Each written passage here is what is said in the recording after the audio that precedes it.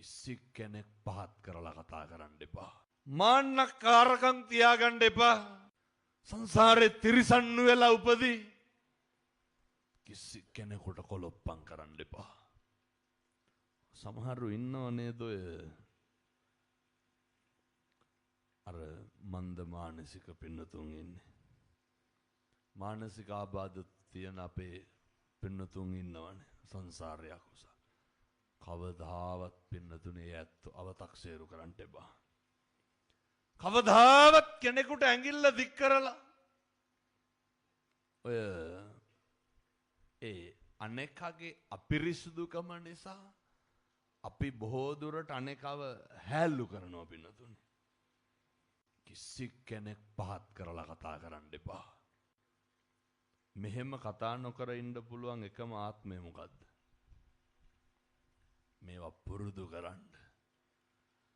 මේවා පුරුදු නොකරොත් බල්ලෝ බලල්ලු වෙලා උපදී. මාන්නකාරකම් තියාගන්න එපා. අපේ රස්සාව,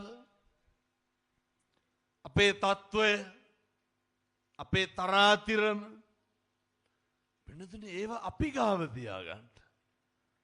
ඒ මත කිසිදු මිනිසෙක් ඇති නැති පරතරය මත හෝ කිසිදු ભેදයක් මත අපහසුතාවයට නම් අදිෂ්ඨාන කරන්නද මගේ කටින් හාමුදුරුවනේ හෙට ඉඳන් කිසි මිනිසෙක් ලැජ්ජාවට පත් කරන්නේ බුදුරු ගන්නන්නේ නපරෝ පරං නිකුබ්බේත නාති මඤ්ඤේත කත්තචිනං කංචි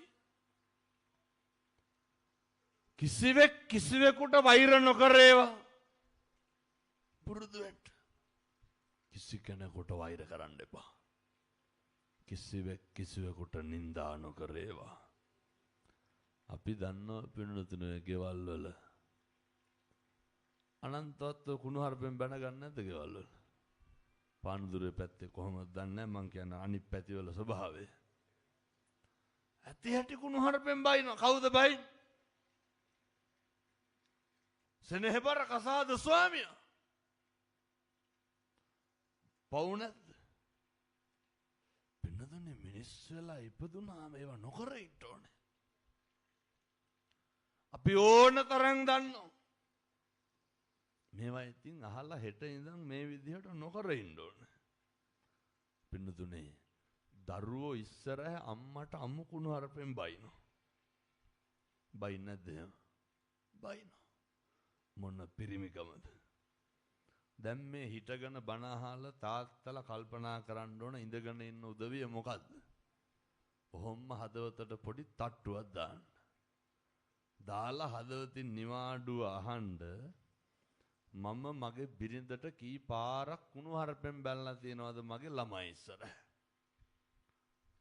ඇයි එහෙම බයින්නේ? පෞරුෂයක් නැහැ.